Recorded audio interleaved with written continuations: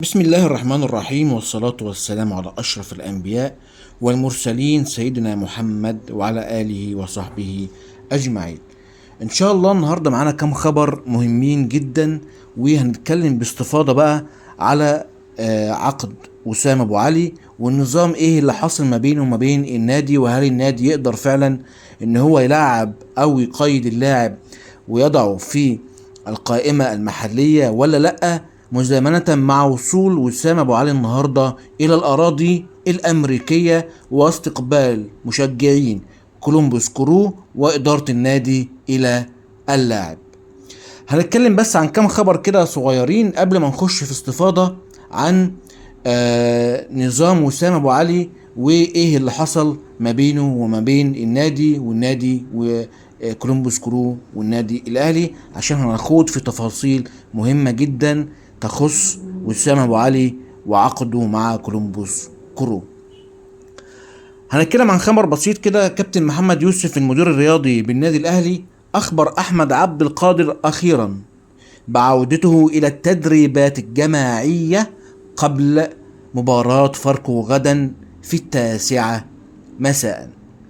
احمد عبد القادر زي ما احنا عارفين وقلت لكم في اخر فيديو ان هو مش بيشارك مع النادي الاهلي في التدريبات الجماعية، وده بناء على طلب خوسيه ريبيرو، لان خوسيه ريبيرو قال لك يا جماعة اللاعب ده انتوا قلتوا ان هو هيمشي، بناء عليه انا ما شاركتوش في المباريات والتدريبات التأهيلية لبداية الموسم، وانا بحاول اقلل عدد اللاعبين اللي بيتدربوا معايا في التدريبات الجماعية عشان اقدر اختار ناس معينة اقدر ان انا اعتمد عليها اعتماد كامل في التشكيلة الاساسية للفريق. ولكن المدير الرياضي بالنادي الاهلي كابتن محمد يوسف عرض الامر على كابتن الخطيب بعد احمد عبد القادر ما اتكلم معاه وقال له انتوا يا جماعه ولا بتبيعوني ولا مخليني ولا بتشاركوني ولا بتدربوني ولا اي حاجه، وعامل زي البيت الوقف. ولو ان يعني انا عقدي معاكم لحد يناير وانا ما عنديش مشكله ان انا يعني اجدد عقدي مع النادي الاهلي.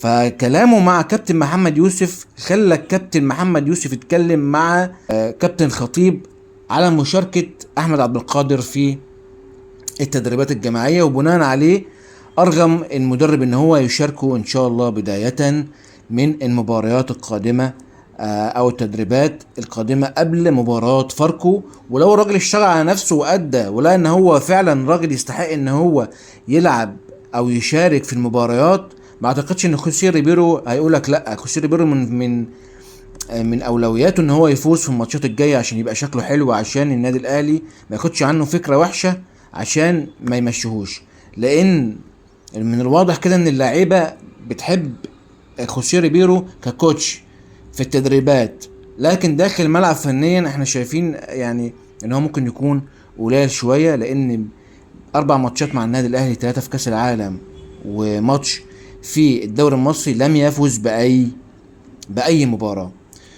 واحمد عبد القادر ليه الاحقيه ان هو يشتكي النادي الاهلي للفيفا، لان الراجل في عقد ما بينه وما بين النادي والنادي ما بيدربوش.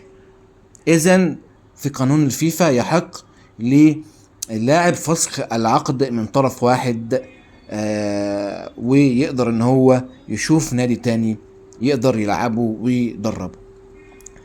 ياسر ابراهيم عنده كشف طبي النهارده بسبب شد عضلي في الخلفيه امبارح في التدريبات، وغالبا لن يبدأ امام فاركو. طب مين عندنا ممكن يلعب مكان ياسر ابراهيم؟ عندنا اشرف داري، احمد رمضان بيكهام اللي ادى مباراة ممتازة في كاس العالم. عندنا العش ياسين مرعي. فاعتقد ان اشرف داري او احمد رمضان بيكهام الاثنين عندهم فرصه كويسه جدا ان هم يشاركوا بديلا لياسر ابراهيم في بدايه او في مباراه فاركو القادمه غدا ان شاء الله في 9 مساء. واعتقد ان الكشف الطبي لو قال مفيش حاجه برضه ياسر ابراهيم ما زال ان هو بيشتكي بالعضله الخلفيه، ارجح ان هو يقعد ماتش او 2 ما يلعبش، عشان مع الضغط اللعب والضغط على العضله الخلفيه ممكن تؤدي الى اصابه، واحنا مش عايزين اصابه ياسر ابراهيم، عايزين الراجل بيكمل صحته عشان هو راجل مهم في الخط الدفاعي للنادي الاهلي. النهارده النادي الاهلي اعلن عن التيشيرت الثالث للفريق، وبرضه هحط لكم الصور بتاعه التيشيرتات لبني كده الصراحه يعني هي مش عجباني قوي، يعني الالوان يعني كان في احسن من كده. بس هو ده الاعلان الرسمي للنادي الاهلي للتيشيرت الثالث للفريق. نخش بقى على الموضوع المهم والموضوع اللي فيه كلام كتير، عشان نفهم مع بعضنا بقى ايه نظام التي ام اس بتاع الفيفا، وازاي النادي الاهلي بيخش على نظام التي ام اس بتاع الفيفا، ويعني ايه تي ام اس اصلا، وازاي بيتم انتقال اللاعب من خلال السيستم ده، وتخليص كل اجراءاته من خلال السيستم بتاع الفيفا.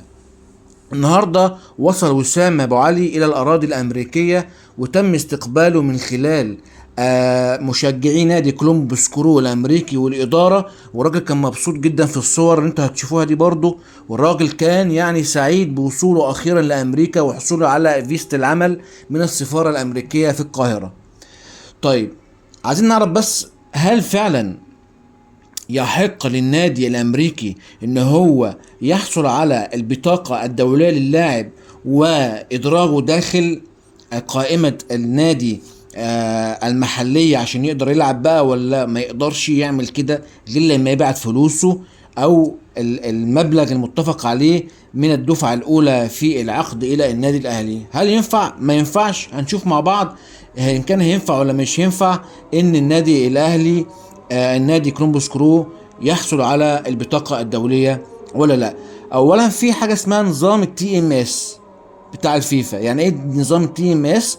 نظام اسمه ترانسفير ماتشنج سيستم. اسمع المقاطعة عشان الاذان. هنرجع تاني ونقول ايه هو نظام التي ام اس، اللي هو ترانسفير ماتشنج سيستم، ده اللي بيتم عليه انتقالات جميع اللاعبين على نظام الفيفا. قبل التفكير في البطاقة الدولية في عدة خطوات يجب إتمامها من أجل إكمال التعاقد بين الناديين بخصوص انتقال اللاعب على نظام التي ام اس الخاص بالانتقالات الدولية في الفيفا. هنرصد منها بعض الحاجات الضرورية في انتقال وسام أبو علي من الأهلي إلى كولومبوس كرو. الحالة، أول حاجة الحالة مع النادي السابق، إن كان هو محترف أو هاوي. إذا كان اللاعب محترفا تترتب عليه حقوق والتزامات أكبر، وأي انتقال يحتاج تحقق من انتهاء أو فصل العقد. نمرة 2 بيانات الهوية: الاسم، الجنسية، تاريخ الميلاد، النوع. 3 تاريخ بداية ونهاية العقد مع النادي السابق. تاريخ بداية ونهاية العقد مع الفريق الجديد أو مع النادي الجديد. الراتب الثابت في العقد الجديد. واخر حاجة سبب انهاء العقد مع النادي السابق. لازم الحاجات دي، او من اهم البيانات اللي المفروض تكون موجودة على نظام التي ام اس، هي الحاجات اللي انا قلتها لكم دول. ال6 حاجات دول لازم يكونوا موجودين على نظام التي ام اس لضمان انتقال اللاعب من النادي الاهلي الى النادي الامريكي. طيب، يعني إذا تمت جميع الإجراءات بشكل سليم من قبل الناديين على نظام التي ام اس، بيتم طلب البطاقة الدولية من خلال الاتحاد الأمريكي لكرة القدم للاتحاد المصري لكرة القدم، بيسألوا على البطاقة الدولية للاعب. بناء عليه الاتحاد المصري لكرة القدم بيروح للنادي الأهلي، بيتأكد من نقطتين: إن العقد انتهى طبيعيا، أو لو كان في أي مشاكل ولم يتم الانتهاء بالتراضي. بيتأكد من النقطتين دول، وخلال 72 ساعة بيرد على الاتحاد الأمريكي لكرة القدم بالبطاقة الدولية. تمام. طب لو ما ردش الاتحاد المصري لكرة القدم خلال 72 ساعة بالبطاقة الدولية على الاتحاد الأمريكي، في هذه الحالة الرد، عدم الرد، بيحق للاتحاد الجديد اللي هو الاتحاد الامريكي لكرة القدم منح بطاقة دولية جديدة لنادي كولومبوس كرو بخصوص اللاعب وسام ابو علي، واستكمال الاجراءات بشكل طبيعي دون الانتظار لرد من الاتحاد السابق اللي هو الاتحاد المصري لكرة القدم. ولا يمكن تعطيل بطاقة الانتقال الدولي لاسباب متعلقة بالدفعات او بحاجات متعلقة ماديا ما بين الناديين. حتى الاهلي لو وضع في خطاب الاستغناء او العقد شرط ان اصدار البطاقة يتوقف على القسط الاول، هذا لم يكون او لن يكون معترف به في اللوائح الخاصة بالفيفا. يبقى كده احنا عرفنا النظام كله، او نظام التي ام اس ايه هو، وازاي الاجراءات بتتم عليه. من خلال السيستم. ولكن حتى الان احنا عارفين ان فريق كولومبوس كرو الامريكي ما بعتش الدفعه الاولى من العقد للنادي الاهلي، وبناء عليه لم يرسل النادي الاهلي البطاقه الدوليه للاعب. طيب هل لو الناديين عملوا اجراءات سليمه بشكل سليم على نظام التي ام اس، ايه اللي هيحصل؟ بيحق للنادي الامريكي اللي هو يعمل طلب للاتحاد الامريكي لكرة القدم، والاتحاد الامريكي بيتواصل مع الاتحاد المصري لكرة القدم، وبناء عليه بينتظر رد خلال 72 ساعة. لو ما جاش رد خلال 72 ساعة بيصدر الاتحاد الامريكي لكرة القدم بطاقة دولية للاعب، وبيديها للنادي كولومبوس كرو، ووسام ابو علي يقدر يلعب بشكل طبيعي. ولكن اصلا في مشكلة دلوقتي في الدوري الامريكي، لان الاتحاد الامريكي لكرة القدم سن قوانين اللي هي ما يسمحش لاي نادي ان هو يمتلك اكثر من 3 لاعبين بيتقاضوا مراتب اكثر من 3.5 مليون دولار، وهو اوريدي عنده 3 لاعبين، فاذا وسام هو الرابع، فهو محتاج ان هو يتخلص من لاعب او ينقص راتب لاعب عشان يقدر يضم وسام ابو علي ويحطه في القائمة المحلية للفريق. فالمشكلة دي لسه ما اتحلتش. قيد في الدوري الامريكي حتى يوم 21/8. فهل هيتم حل المشكلة دي مع الاتحاد الامريكي لكرة القدم ولا لا؟ لسه مش عارفين. طب حتى لو المشكلة اتحلت، هل الاهلي خلص الاجراءات بشكل سليم على نظام التي ام اس ولا لا؟ ما اعتقدش ان الاهلي خلص الاجراءات دي على نظام التي ام اس، عشان ما خدش الدفعة الاولى من